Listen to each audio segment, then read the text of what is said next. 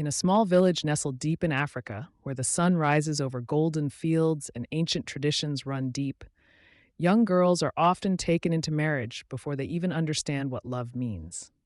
But one day, a brave teenage girl named Ugoma decided enough was enough.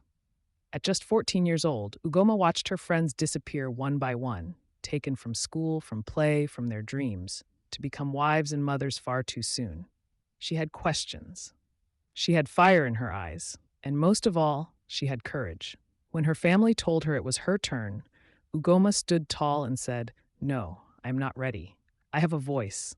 I have dreams, and I will not be silenced." Her words shocked the elders. No girl had ever dared to speak this way.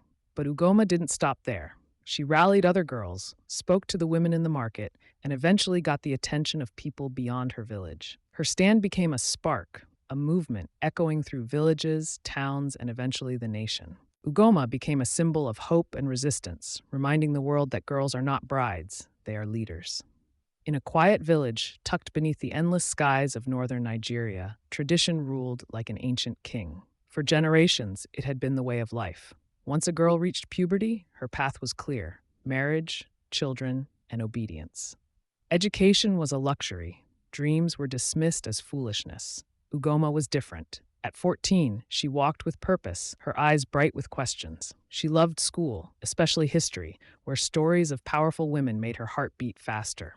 But lately, her world had begun to close in. Whispers had started. Neighbors spoke in hushed tones. Her mother avoided her gaze. She knew what it meant. Then one morning, her father summoned her. "You've grown, Ugoma," he said, not unkindly. "It is time. A good man has asked for your hand." The room went silent, the weight of those words pressing down on her chest. But Ugoma didn't cry. She didn't plead. She stood up straight, looked her father in the eye, and said, "No." The word hung in the air like thunder. "What do you mean, no?" he asked, startled. "I want to finish school. I want to become someone who helps people. I'm not ready to be anyone's wife." Her father's face hardened. "This is our way." "But it's not right," she said, her voice trembling but firm. "A girl should choose her future, not be given away like a gift."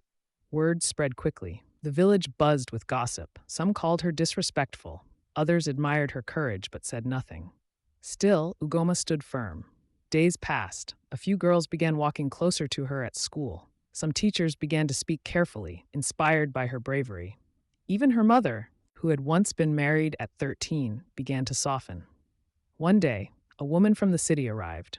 She was part of a group fighting for girls' rights and had heard of Ugoma's bold stand.